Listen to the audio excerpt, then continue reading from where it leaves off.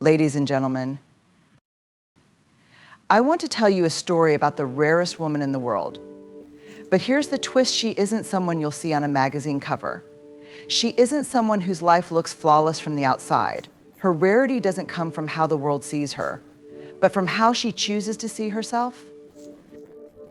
Vulnerability is a word that often makes us cringe. It feels exposed, raw, and quite frankly, terrifying. It's that moment when you've laid your soul bare, when the mask comes off and the stakes feel impossibly high.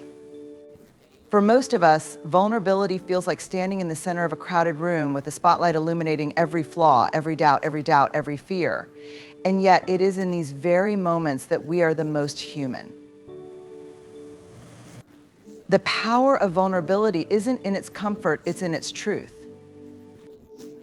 Let's start with what vulnerability is not. Vulnerability is not weakness. It is not oversharing every intimate detail of your life or spilling your secrets indiscriminately. It's not about being reckless with your emotions or exposing yourself to people who haven't earned your trust. Instead, vulnerability is a deliberate act of courage. It's the willingness to show up, to risk, and to let yourself be seen, even when there are no guarantees of a positive outcome. At its core, vulnerability is the foundation of connection. Think about the most meaningful relationships in your life. What makes them matter? It isn't just shared interests or mutual respect. It's the moments of honesty, the times when you've dared to let someone see the real you, flaws, fears, and all. Without vulnerability, relationships become surface-level transactions, devoid of the depth that makes them truly fulfilling. In a culture that glorifies self-sufficiency and perfection, vulnerability is often dismissed as a liability. We are taught from an early age to hide our emotions, to present only our best selves, and to mask our struggles. We learn to put on the armor of invulnerability because it seems safer. But the irony is that this very armor keeps us from the love, belonging, and joy we so desperately seek. Vulnerability, while uncomfortable, is the price of admission for a life filled with connection and meaning. Let's take a moment to think about vulnerability in action. Imagine telling someone you love them for the first time. It's exhilarating and terrifying. Your voice trembles, your heart races, and you have no idea how they'll respond. But here's the thing: that moment is real. It's raw, it's authentic, and it has the potential to deepen a bond in a way that nothing else can. Whether the feeling is reciprocated or not, the courage to say it is what matters. The same is true when you share your fears, admit a mistake, or ask for help. These moments of vulnerability may feel like stepping off a cliff, but they also open the door to trust and understanding. People don't connect with invincibility, they connect with humanity. When we allow ourselves to be seen, we invite others to do the same. Vulnerability is also at the heart of creativity and innovation. Think about every groundbreaking idea or work of art that has ever existed. At some point, someone had to take a risk. They had to share their vision, knowing full well that it might be rejected, criticized, or misunderstood. Creativity, by its very nature, is an act of vulnerability. It's saying, this is what I've made. This is what I've made. This is what I believe. This is who I am. But why is vulnerability so hard? Why does it feel like the thing we most want to avoid? One reason is fear of rejection, fear of failure, fear of being judged. We live in a world that often values strength and certainty over softness and uncertainty. Admitting that you don't have all the answers or that you're struggling can feel like admitting defeat. And yet, it's in these admissions that we find our strength. Another reason vulnerability feels difficult is because it requires us to confront our own shame. Shame is that insidious voice in our heads that whispers, you're not good enough, you're not worthy, who do you think you are? It tells us that if people really knew us, they wouldn't love us. But here's the truth: shame thrives in secrecy. When we choose vulnerability, when we share our stories with people who have earned the right to hear them, we take away shame's power. Vulnerability also requires us to let go of control. And that's a tall order in a world that constantly tells us to have it all together. Control gives us the illusion of safety, the idea that if we just work hard enough, prepare enough, or perfect enough, we can avoid pain. But life doesn't work that way. Pain and uncertainty are inevitable. What we can control is how we respond, whether we shut down and armor up, or whether we open up and allow ourselves to grow.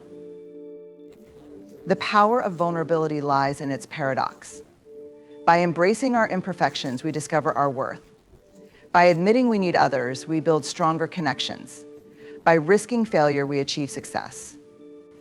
Vulnerability isn't just something we do for others, it's something we do for ourselves. It's a way of saying, I am enough exactly as I am. Perhaps the greatest gift of vulnerability is the freedom it brings. When we stop trying to be perfect, when we stop hiding behind a facade, we free ourselves to live more fully. Vulnerability allows us to be present in the moment, to experience life with all its messiness and beauty. It reminds us that we are not alone in our struggles, that we are all imperfectly human. Vulnerability is not a destination, it's a practice. It's a choice we make moment by moment to show up, to be real, and to let ourselves be seen. And in that choice, we find the strength, the connection, and the courage to live a life that truly matters. Courage over comfort is a principle that challenges us to step into the unknown, to venture beyond the familiar boundaries of safety, and to embrace growth over stagnation. It is a call to choose bravery even when fear whispers for us to stay put. At its heart, this idea is not about being reckless or fearless, it's about making the conscious decision to prioritize growth, authenticity, and purpose over the illusion of security that comfort provides. Comfort is seductive. It feels warm and reassuring, like a soft blanket shielding us from the uncertainties of life. It's the place where we know what to expect, where we don't have to face rejection, failure, or discomfort. Comfort tells us that staying safe is better than risking the vulnerability of putting ourselves out there. But here's the catch: comfort, while soothing in the short term, often keeps us stuck. It keeps us small. Courage, on the other hand, is messy. It requires risk and the willingness to face failure head on.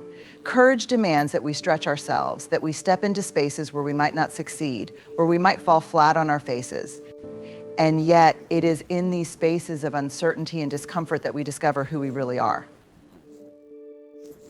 When we choose courage over comfort, we are making a deliberate choice to live authentically. Authenticity means being true to who we are, even when it's difficult, even when it might make others uncomfortable. It means standing by our values, even when it would be easier to go along with the crowd. Choosing authenticity often comes with a cost judgment, criticism, or misunderstanding, but it also comes with a profound sense of freedom. There's a deep liberation in knowing that you are living in alignment with your true self. Choosing courage over comfort is also about facing fear. Fear is a natural part of life. It's wired into our biology to protect us from danger. But fear often extends beyond physical threats. It creeps into our thoughts, warning us against taking emotional or professional risks. It tells us, don't try, it's too risky. What if you fail? Courage doesn't eliminate fear, it acknowledges it and takes the next step anyway. Consider the first time you tried something new, whether it was speaking in front of an audience, starting a new job, or sharing a deeply personal truth.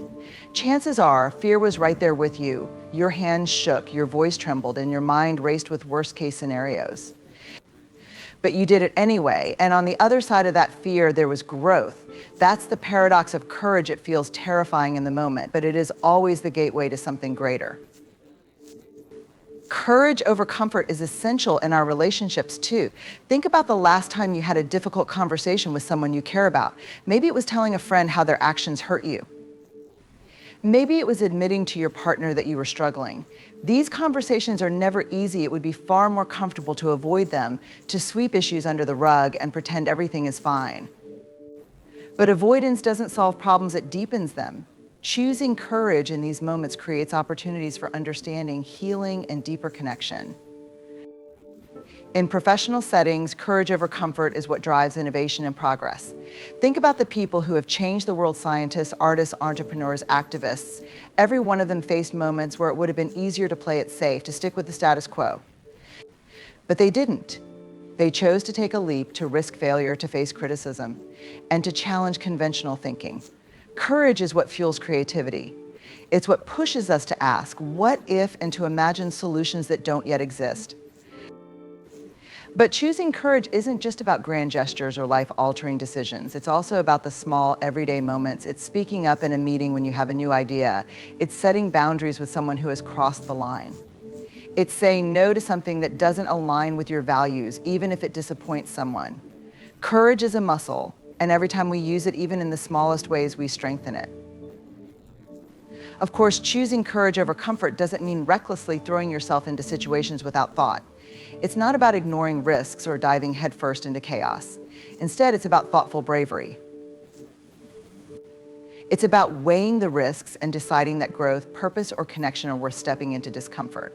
Courage is calculated, it's not impulsive. Another truth about courage is that it often requires us to sit with discomfort. Discomfort is not a sign that something is wrong, it's a sign that we are stretching ourselves. It's the space between where we are and where we want to be. Think about physical exercise. The discomfort of pushing your limits is what builds strength and endurance. The same principle applies to emotional and mental growth.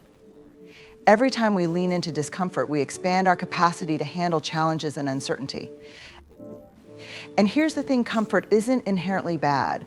We all need moments of rest, recovery, and stability. Comfort can be a sanctuary, a place to recharge. But the danger lies in getting too comfortable.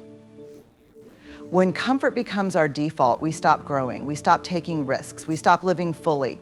Courage over comfort doesn't mean rejecting comfort entirely. It means recognizing when comfort is holding us back and choosing to step beyond it. Choosing courage over comfort is also an act of hope. It's believing that the effort, the risk, the potential for failure, it's all worth it because something greater is waiting on the other side. It's trusting that even if we don't succeed, we'll learn something valuable in the process. Courage is not about the guarantee of success, it's about the willingness to try, to show up, and to give it our all. Finally, courage over comfort is about legacy. It's about the stories we'll tell about our lives, the examples we'll set for others.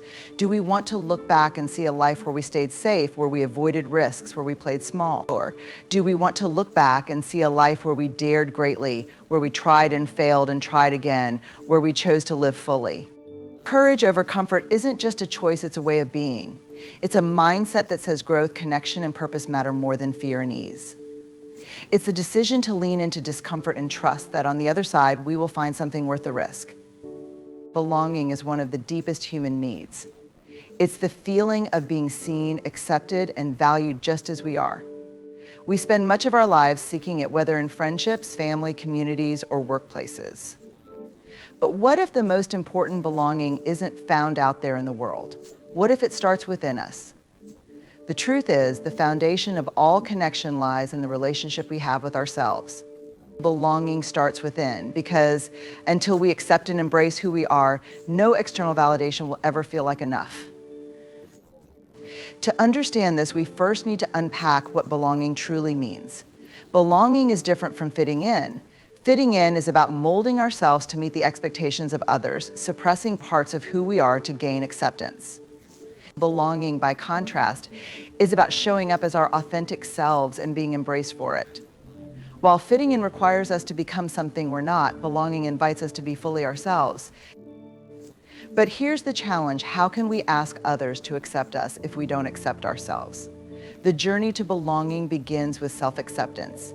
It's the process of acknowledging all the parts of ourselves, the good, the messy, the imperfect, and choosing to see them as worthy. This doesn't mean we don't strive for growth or change. It means we stop tying our worth to perfection or external achievements. It means saying, I am enough, just as I am. Self-acceptance is easier said than done, especially in a world that constantly sends us messages that we're not enough. Advertisements tell us we need to look a certain way, act a certain way, or achieve certain things to be valuable. Social media bombards us with curated images of perfect lives, making us feel like we're falling short. It's no wonder that so many of us struggle with self-doubt and the fear that we don't measure up. Belonging within ourselves requires us to push back against these messages. It requires us to silence the inner critic that tells us we're not smart enough, attractive enough, or successful enough. This isn't about ignoring our flaws or pretending we don't have room to grow. It's about recognizing that our worth is not contingent on our accomplishments, appearances, or the approval of others. One of the biggest barriers to self-belonging is shame. Shame is the voice that tells us we're unworthy of love and connection. It thrives in secrecy, feeding on the parts of ourselves we try to hide. When we carry shame, we wear masks to protect ourselves. We avoid vulnerability because we fear that if people saw the real us, they'd reject us. But the irony is that these very masks keep us from experiencing true belonging. The antidote to shame is self-compassion. Self-compassion is the practice of treating ourselves with the same kindness and understanding we'd offer a dear friend. It's recognizing that being human means being imperfect. When we make mistakes, when we fail, when we fall short, self-compassion reminds us that we're still worthy. It's through self-compassion that we begin to dismantle the walls of shame and create space for self-belonging. Belonging within also means embracing our individuality. Every one of us is a unique combination of experiences, values, strengths, and vulnerabilities. Yet so often we suppress what makes us different because we fear it will make us stand out. We downplay our quirks, hide our passions, or conform to what we think others want from us.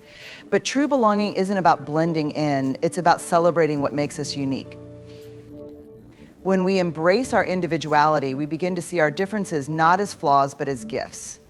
The things that set us apart are often the very things that allow us to contribute meaningfully to the world. When we belong to ourselves, we stop apologizing for who we are and start leaning into our strengths. Another key to belonging within is setting boundaries. Many of us struggle to say no, fearing that doing so will make us less likable or less valued. But when we constantly prioritize others' needs at the expense of our own, we betray ourselves. Setting boundaries is an act of self-respect. It's a way of saying my needs and well-being matter when we honor our own limits. We reinforce the belief that we are worthy of care both from ourselves and others. Belonging within also involves embracing vulnerability. Vulnerability is the courage to show up as we are without armor or pretense. It's the willingness to be seen even when we're uncertain of the outcome. When we're vulnerable with ourselves, we stop hiding from the parts of us that feel unworthy. Instead, we acknowledge them, hold them with compassion, and invite them into the fold. When we belong to ourselves, something remarkable happens. We stop seeking external validation as our primary source of worth. This doesn't mean we don't value connection with others. We absolutely do. But we no longer rely on others to fill the gaps in our self-worth. Instead, we show up in relationships as whole, authentic individuals. Belonging within doesn't just transform how we see ourselves, it transforms how we engage with the world. When we know we are enough, we stop chasing approval and start pursuing what truly matters. We make decisions based on our values, not on fear of judgment. We take risks, knowing that failure doesn't define us, and we connect with others on a deeper level because we're no longer hiding behind a mask. It's important to recognize that self-belonging is not a one-time achievement, it's an ongoing practice. There will be days when we doubt ourselves, days when we feel like we're not enough. On those days, self-belonging is a choice. It's the decision to show up for ourselves, to remind ourselves of our worth, and to keep moving forward. Belonging starts within because it is only when we belong to ourselves that we can truly belong anywhere else. The journey to self-belonging is not always easy, but it is the foundation of a life rooted in authenticity, courage, and connection. It's the process of coming home to ourselves, of embracing all that we are, and of recognizing that we are worthy of love and belonging just as we are. We all tell ourselves stories. These stories are the silent narratives running through our minds, shaping how we see ourselves, others, and the world around us. They are the interpretations we create to make sense of our experiences, and they influence everything from our relationships to our decisions to our sense of self-worth. But here's the truth: the stories we tell ourselves are not always accurate, and yet they have immense power to shape our lives. At their best, these inner stories can empower us. They can remind us of our resilience, our capabilities, and the things that truly matter. But at their worst, they can hold us back. Negative stories, those rooted in shame, fear, or self-doubt, become barriers to our growth and happiness. These harmful narratives often stem from the way we interpret pain, failure, or rejection. Instead of seeing these moments as experiences, we internalize them as proof that we're not enough. The problem with the stories we tell ourselves is that we often accept them as truth without questioning them. If someone cancels plans with us, the story might be, they don't really want to spend time with me. If we fail at something, the story might be, I'm not good enough. These narratives often go unexamined, running on autopilot and reinforcing negative beliefs about ourselves.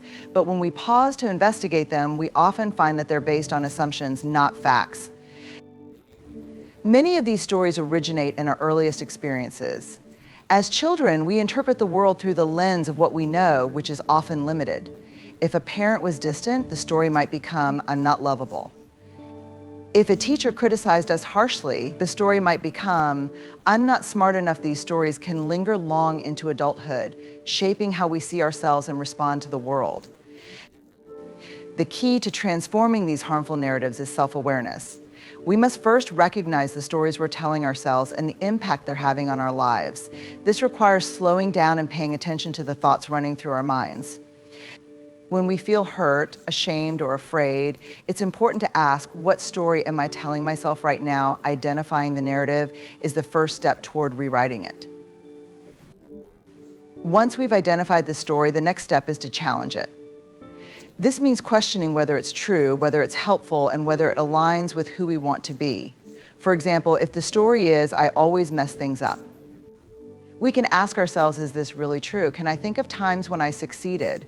What evidence do I have to support or disprove this story? Often, we find that our inner narratives are based on selective evidence, ignoring the moments that contradict them.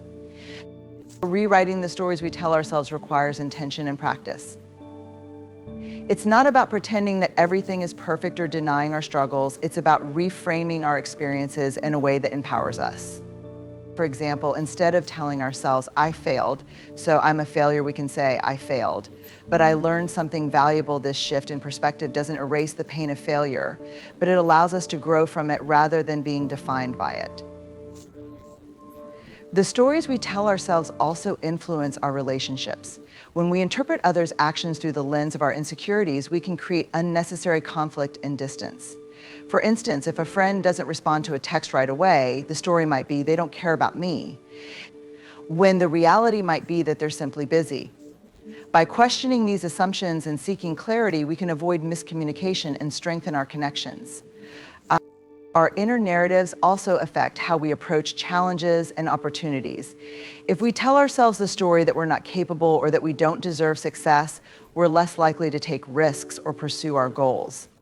These self-limiting stories act as a glass ceiling, keeping us from reaching our potential. Rewriting these narratives involves recognizing our worth and embracing the possibility of success, even when it feels uncertain. One of the most insidious aspects of harmful stories is how they can lead to self-fulfilling prophecies. If we believe we're unworthy of love, we may unconsciously push people away or settle for relationships that don't truly fulfill us. If we believe we're not capable, we might not put in the effort needed to succeed. By changing the story, we change the outcome. It's also important to recognize that not all stories are ours to carry. Sometimes the narratives we adopt come from others' family, society, or cultural expectations. These external stories can impose limiting beliefs about who we should be and what we're capable of. Reclaiming our inner narrative means distinguishing between the stories that serve us and those that don't. It means asking, is this belief truly mine? Does it reflect my values and aspirations, or is it something I've inherited? Practicing self-compassion is essential in rewriting our inner stories. When we notice a harmful narrative, it's easy to criticize ourselves for believing it, but beating ourselves up only reinforces the cycle of negativity. Instead, we can respond with kindness, acknowledging that these stories often stem from a place of pain or fear. Self-compassion creates the space for healing and growth. Rewriting the stories we tell ourselves isn't about erasing the past or pretending that life is free of struggle. It's about taking ownership of our narrative and choosing to see ourselves through a lens of strength, resilience, and possibility. Every experience, no matter how painful, holds the potential for growth and meaning. By reframing our inner stories, we can transform how we see ourselves and the world around us. When we take control of our inner narrative, we begin to live with greater intention.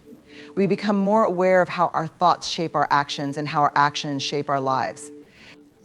Instead of being passive participants in our story, we become its author, writing a narrative that aligns with our truth, values, and aspirations. Through self-awareness, intentionality, and self-compassion, we can rewrite the stories we tell ourselves, creating a life that reflects our true worth and potential.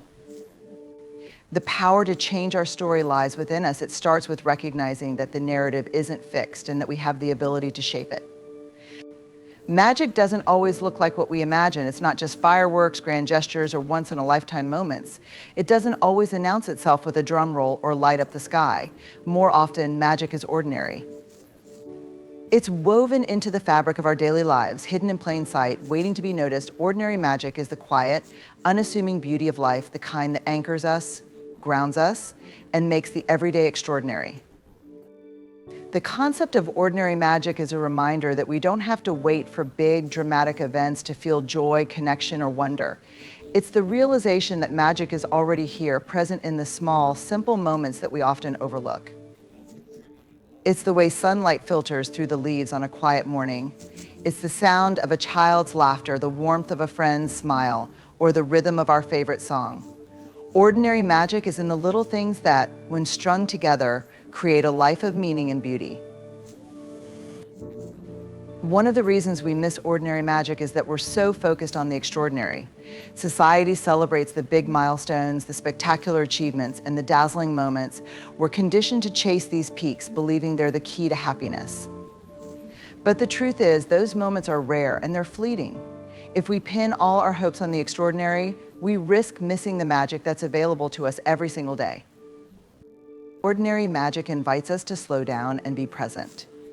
In our fast-paced, achievement-oriented world, we're often rushing from one thing to the next, checking off tasks and planning for the future. But magic doesn't live in the rush, it lives in the pause. It's in the moment when we take a deep breath and notice the world around us. It's in the stillness where we hear our own thoughts and feel our own heart. Think about the rituals that bring comfort to your life. Maybe it's the smell of coffee brewing in the morning or the way a favorite blanket feels on a cold night. Maybe it's the way your dog greets you at the door, tail wagging with unconditional love. These moments might seem ordinary, even mundane, but they're filled with magic. They remind us that life doesn't have to be grand to be good. Ordinary magic also shows up in our connections with others. It's the way a conversation with a loved one can brighten a difficult day. It's the way a stranger's kindness can restore our faith in humanity. It's the shared laughter that bonds us, the quiet moments of understanding that remind us we're not alone. These small acts of love and connection are the threads that hold us together, the magic that makes life rich and meaningful. There's magic in nature too. The world around us is filled with wonders that we often take for granted. The way a sunset paints the sky with colors we couldn't dream of replicating. The sound of waves crashing against the shore, steady and eternal. And the intricate patterns of frost on a window pane, each one unique. Nature reminds us of the beauty and mystery of life if we only take the time to notice. Ordinary magic is also about resilience. It's the quiet strength we find in ourselves during difficult times. It's the way we get up each day, even when life feels heavy. It's the courage to keep going, to keep hoping, to keep loving, even when it's hard. This kind of magic doesn't look flashy, but it's powerful. It's what carries us through life's challenges and reminds us of our own capacity for growth and healing. Gratitude is a gateway to ordinary magic. When we cultivate gratitude, we train ourselves to see the magic that's already present in our lives. It shifts our focus from what we lack to what we have, from what's missing to what's here. Gratitude turns the ordinary into the extraordinary by helping us see the beauty in what we might otherwise overlook. It's not about ignoring life's difficulties, it's about recognizing that even in the midst of struggle, there is goodness to be found. Children are masters of seeing ordinary magic. Watch a child playing in the dirt, chasing bubbles, or marveling at a butterfly, and you'll see a pure, unfiltered appreciation for the world. They remind us of the joy that can be found in the simplest things. As we grow older, it's easy to lose that sense of wonder, to become jaded or distracted. But ordinary magic invites us to reconnect with our inner child, to see the world with fresh eyes and an open heart. One of the most powerful aspects of ordinary magic is that it's always available to us. No matter where we are or what we're going through, there is something magical to be found. It doesn't depend on circumstances or possessions, it depends on perspective. Ordinary magic is about choosing to see beauty, to find meaning, to savor the moment. It's also worth noting that ordinary magic isn't about ignoring the hard parts of life. Pain, loss, and struggle are part of the human experience and they can't be wished away. But even in the darkest times, ordinary magic can be a source of comfort and hope. It's the kindness of a friend who shows up when we need them most. It's the sunrise after a long, sleepless night. It's the quiet realization that even in our pain, there is something worth holding on to. ordinary magic is a practice. It's not something that happens automatically, it's something we cultivate. It requires us to pay attention, to slow down, to choose gratitude. It asks us to look for the beauty in the midst of chaos, the joy in the midst of routine, and the connection in the midst of solitude. It's about finding wonder not in spite of life's imperfections, but because of them. In the end, all these ideas, the power of vulnerability, the courage to choose discomfort over complacency, the necessity of belonging within, the transformative potential of the stories we tell ourselves, and the quiet beauty of ordinary magic are threads in the same fabric. They remind us of what it means to be human, imperfect, striving, connected, and full of potential. When we lean into these truths, we don't just survive, we thrive. We find meaning, joy, and connection in places we might have overlooked. We become not only stronger, but more compassionate and authentic versions of ourselves. Life will always bring challenges, but by embracing these principles, we open the door to a life of deeper purpose and wholehearted living.